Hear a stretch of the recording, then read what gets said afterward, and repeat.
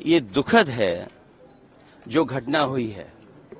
हमारे सांसद जियाउर रहमान जब संभल में ही नहीं थे और उसके बावजूद भी उन पर एफआईआर दर्ज करना, ऐसा उदाहरण कभी किसी को मिला होगा देखने को, सुनने को? एक पुलिस अफसर ये कह रहा हो कि नेता बनना छोड़ दो, नेताओं का सहारा लेना छोड़ दो, किसके लिए भाषा थी वो? और मैं ये कहना चाहता हूं, हालांकि सब जानकारी आपके पास है, दुखद है कि नईम जैसे नौजवान की जान चली गई, बिलाल की जान गई है, रोमान की जान गई है, कैफ, अयान, और इसमें से कुछ कम उम्र के भी हैं। मुझे याद है जब मैं लखनऊ में प्रेस कर रहा था, उस समय जो जानकारी थी और जो जानकारी छिपाई जा रही थी, जब वहां पर लोकल स्तर से जानकारी हासिल हुई, तब मैंने कहा कि नईम की जान गई है और पुलिस की गोली से गई है।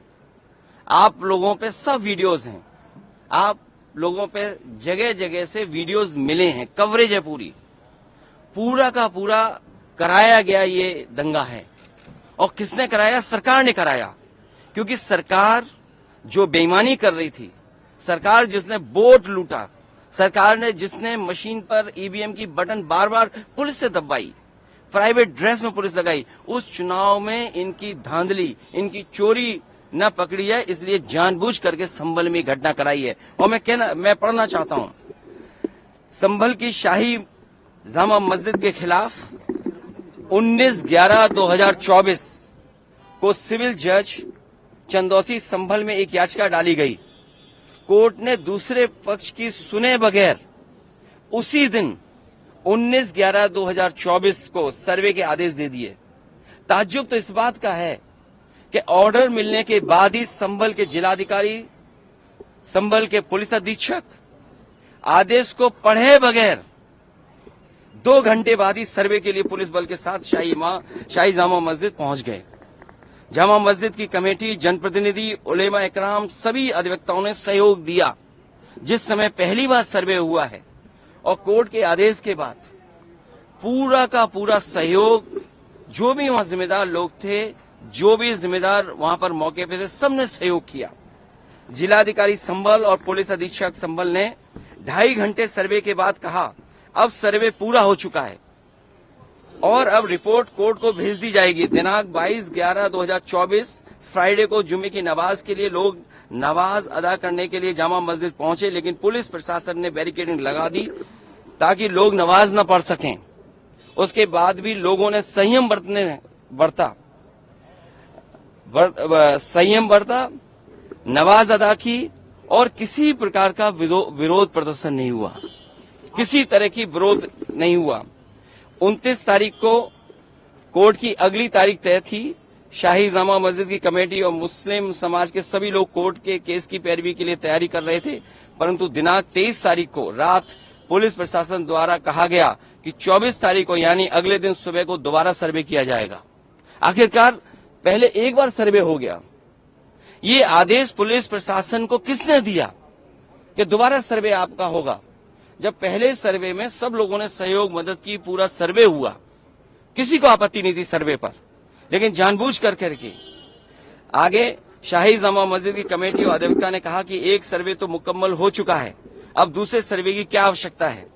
कोर्ट के आदेश का हमने पालन कर दिया, अगर दूसरा सर्वे करना है तो दोबारा आदेश करवाएं, कोर्ट के आदेश के बाद हम दोबारा सर्वे करा देंगे। लेकिन जिलाधिकारी संभल और पुलिस अधीक्षक संभल ने कोई सुनवाई नहीं की और तानाशाही दिखाते हुए और सुबह के वक्त से पहले शाही जामा मस्जिद आ गए। शाही जामा मस्जिद कमेटी और मुस्लिम समाज के लोगों ने फिर भी धैर्य रखा और दोबारा सर्वे के लिए अंदर ले गए। सर्वे के दौरान करीब 1.5 घंटा बाद जब जनता को सूचना मिली तो वो इकट्ठा होना शुरू हो गए। लोगों ने सर्वे का कारण जानना चाहा तो सर्कल ऑफिसर ने उनके साथ गाली गलौज की और लाठीचार्ज करवा दिया, बुरी तरह से जख्मी कर दिया। इसका विरोध करते हुए चंद लोगों ने पत्थर चलाए, जिसके बदले में पुलिस सिपाही से लेकर अधिकारी तक ने अपने सरकारी और प्राइवेट हथियारों से गोलियां चलाई, जिसकी वीडियो रिकॉर्डिंग है, जिसके एवज में दर्जन लोग गोलियों से घायल हो गए। 5 मासूमों जो कि अपने घर से सामान लेने के लिए निकले थे, उनकी मृत्यु हो गई। संभल का माहौल बिगाड़ने में याचिका दायर करने वाले लोगों के साथ पुलिस और प्रशासन के लोग जिम्मेदार हैं। इनको निलंबित किया जाना चाहिए और हत्या का मुकदमा चलाया जाना चाहिए, जिससे कि लोगों को इंसाफ मिल सके और आने वाले समय में कोई इस प्रकार की संविधान के खिलाफ गैर कानूनी घटना को अंजाम न दे जा सके। और बीजेपी के लोग ये कह रहे हैं कि संभल को बांग्लादेश बनाना चाह रहे हैं। देखिए, अगर आप बीजेपी की बात मानोगे तो गड्ढे में गिरोगे, जाके बीजेपी की बात मानोगे तो खाई में गिरोगे। बीजेपी वालों से पूछिए, क्या चुनाव कराया था आपने उत्तर प्रदेश में? कोई ऐसा मुसलमान भाई नहीं था जिसको इन्होंने रोका ना हो। लाठी से, बंदूकों से गाली गलौज की इन्होंने। हम लोग लगातार कहते रहे और फिर बीजेपी के पास जवाब क्या, जब चुनाव आयोग को शिकायत की गई तो चुनाव आयोग ने खाना पूर्ति कर करके कुछ अधिकारियों के खिलाफ कार्रवाई की। क्या ये बता सकते हैं क्यों कार्रवाई हुई थी उनके ऊपर? क्या वोट रोकने का अधिकार था? क्योंकि वोट लूटने पे चर्चा न हो। ये लोग लूटने वाले लोग हैं, इनके लिए लोग कोई मायने नहीं रखते, लोग मायने नहीं रखते। इन्होंने तंत्र से समर्थन लिया और तंत्र से ही अन्याय कर रहे हैं। उनका सीधा साधा फार्मूला है, पहले वो अन्याय करते हैं, अगर आप अन्याय का विरोध करोगे तो आप उन्हीं के अधिकारी आपके खिलाफ तमाम मुकदमे दर्ज करा देंगे। क्या जियाउल इस्लाम वहां थे? हमारे विधायक वहां थे और सांसद थे क्या वहां? जियाउर रहमान, कोई बता दे। वो बेंगलोर में थे, वो अपने कार्यक्रमों में थे, संभल में नहीं थे। और ये तो उत्तर प्रदेश के बारे में आपको नहीं पता। आप में सब उत्तर प्रदेश के लोग हैं। अगर प्रेस के लोग भी सच दिखा दें तो उन पे भी कार्रवाई हो जाती है। और मैंने अपनी प्रेस कॉन्फ्रेंस में कहा था कि बीजेपी के नेता ने कपड़े उतार करके प्रेस को मारा था, पूरे कपड़े उतार दिए थे। क्या कार्रवाई हुई बताइए आप? क्या प्रेस के लोग सुरक्षित हैं यूपी में? और अपना चुनाव जो लूटा है उसको छिपाने के लिए इन्होंने, सरकार ने जानबूझ करके किया है।